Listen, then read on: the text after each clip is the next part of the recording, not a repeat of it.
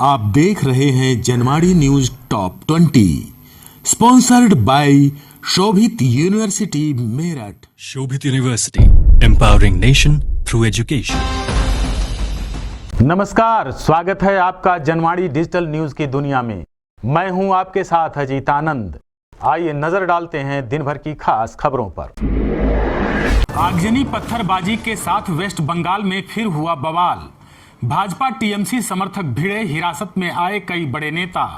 Waste Bengal में ममता सरकार के खिलाफ भाजपा ने विरोध मार्च निकाला, जिसमें भारी हंगामा हुआ। दरअसल भाजपा के मार्च निकालने के दौरान टीएमसी समर्थक भी उनके सामने आ गए। इस दौरान पुलिस और भाजपा कार्यकर्ताओं के बीच भी झड़प हो गई। कई इलाकों में भाजपा और टीएमसी कार्यकर्ता भी आपस में भिड़ गए। स्कूल बस ड्राइवर ने 3 साल की मासूम से किया दुष्कर्म। महिला हेल्पर ने भी की मदद, दोनों हुए गिरफ्तार। भोपाल में 3 साल की एक बच्ची से स्कूल बस ड्राइवर द्वारा दुष्कर्म का मामला सामने आया है। चौंकाने वाली बात यह है कि जब घटना हुई तब महिला हेल्पर भी मौजूद थी। परिजनों की शिकायत पर पुलिस ने दोनों को गिरफ्तार कर लिया है। कट्टर ईमानदार पार्टी के विधायकों ने दिल्ली में भड़काया था दंगा। अदालत में केजरीवाल के 2 विधायक ठहराए गए दोषी। आम आदमी पार्टी के 2 विधायकों को दिल्ली की एक अदालत ने दंगा भड़काने, पुलिस पर हमला करवाने का दोषी पाया है। दोनों विधायकों समेत सभी 6 दोषियों को कोर्ट 21 सितंबर को सजा सुनाएगा। दोषी पाए गए विधायकों में अखिलेश पति त्रिपाठी और संजीव झा शामिल हैं। पूर्वी लद्दाख में गश्त चौकी 15 से पीछे हटी चीन और भारत की सेनाएं।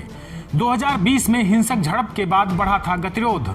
पूर्वी लद्दाख में भारत और चीन के बीच तनाव वाले इलाके गोगरा हॉट स्प्रिंग क्षेत्र में गश्त चौकी 15 से भारत और चीन की सेनाएं वापस लौट गई हैं। सूत्रों के मुताबिक दोनों सेनाओं की ओर से सैन्य वापसी की प्रक्रिया को पूरा कर लिया गया है और वर्तमान स्थिति की समीक्षा भी कर ली गई है। गोवा के सीएम प्रमोद सावंत ने किया पलटवार। बोले, कांग्रेस की भारत को बांटने की है आदत। भारत जोड़ो यात्रा के साथ ही भाजपा और कांग्रेस नेताओं के बीच जुबानी जंग जारी है। इस बीच गोवा के मुख्यमंत्री प्रमोद सावंत ने कहा, यह भारत जोड़ो यात्रा न होकर कांग्रेस जोड़ो यात्रा है। सावंत ने कहा, देश को बांटने वाली कांग्रेस अब जोड़ने की बात कर रही है। दुनिया जानती है कि भारतवर्ष को कांग्रेस पार्टी ने 2 टुकड़े किए हैं। शाकंभरी देवी में आई बाढ़ में बही श्रद्धालुओं की कार। महिला की मौत, बेटियों को छात्रों ने बचाया। सहारनपुर में सिद्धपीठ शाकंभरी देवी में आई बाढ़ में श्रद्धालुओं की कार बहने से महिला की मौत हो गई, जबकि उसकी 2 बेटियां बाल बाल बची। महिला की मौत से दोनों बेटियों का रो रो कर बुरा हाल है। तीसरी बेटी की हालत गंभीर है, उसे अस्पताल में भर्ती कराया गया है। जाने माने वकील रोहतगी की दोबारा से होगी ताजपोशी। दूसरी बार भारत के अटॉर्नी जनरल बनेंगे मुकुल। श्री कृष्ण जन्मभूमि ईदगाह केस में नहीं हाजिर हुए विपक्षी। पुनरीक्षण याचिका पर कोर्ट में सुनवाई टली। मथुरा की अदालत में मंगलवार को शाही ईदगाह मस्जिद पक्ष व अन्य विपक्षी हाजिर नहीं हुए।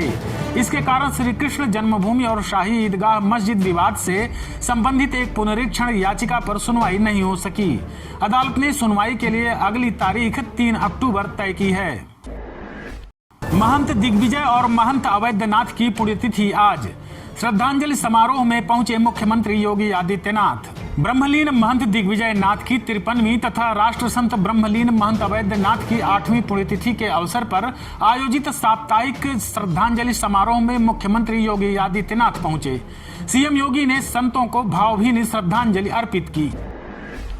मेरठ में कक्षा 3 के 4 छात्रों में मिले संदिग्ध लक्षण। स्कूल ने की छुट्टी, अब टीम करेगी जांच।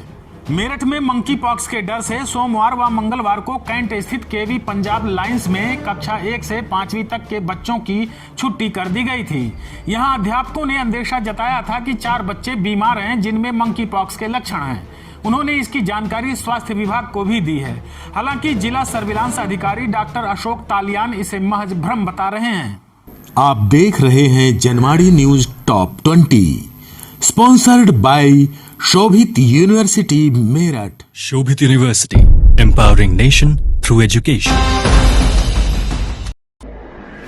5 स्टार होटल को बम से उड़ाने की मिली धमकी। गुरुग्राम पुलिस ने चलाया सर्च ऑपरेशन। गुरुग्राम के 5 स्टार होटल लीला में बम से उड़ाने की धमकी भरा कॉल आया। होटल के सिक्योरिटी इंचार्ज ने इसकी सूचना पुलिस को दी। डीसीपी ईस्ट, बम निरोधक दस्ता, फायर ब्रिगेड की गाड़ी व अन्य पुलिस अधिकारी मौके पर पहुंचे और सर्च ऑपरेशन चलाया। पुलिस फोन करने वाले आरोपी की तलाश में जुट गई है। सिर तन से जुदा करने की डॉक्टर को मिली धमकी। गाजियाबाद के डॉक्टर को आया मैसेज, व्हाट्सएप कॉल पर भी धमकाया। गाजियाबाद के लोहिया नगर की आम्बेडकर कॉलोनी में रहने वाले डॉक्टर अरविंद वत्स अकेला को यूएसए से व्हाट्सएप कॉल के जरिए जान से मारने की धमकी मिली है। डॉक्टर अरविंद का कहना है कि कॉलर ने कन्हैया लाल और डॉक्टर उमेश जैसा अंजाम भुगतने की धमकी दी है। कॉलर ने कहा है कि तुम्हारी रेकी कर ली गई है, तुम्हें मोदी, योगी और यति नरसिंहानंद भी नहीं बचा पाएंगे। उत्तराखंड के सीएम धामी ने दिया बड़ा बयान, बोले यूपी की तर्ज पर होगा सभी मदरसों का सर्वे। उत्तराखंड में मदरसों को लेकर सीएम धामी का बड़ा बयान सामने आया है।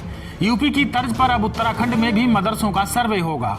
सीएम धामी ने कहा कि उत्तराखंड में मदरसों के कामकाज गतिविधियों की शिकायतें आ रही हैं, इसको सरकार ने गंभीरता से लिया है। देहरादून में अचानक बढ़ा नदी का जलस्तर, 5 युवक देर रात टापू में फंसे, एसडीआरएफ ने बचाया। शामली में 10 दिनों से चल रहा भाकियू का बेमियादी धरना खत्म, समझौता वार्ता सफल होने के बाद समाप्त किए धरना। शामली में पिछले 10 दिनों से चल रहा धरना आज मंगलवार को एक समझौते के बाद समाप्त कर दिया गया है।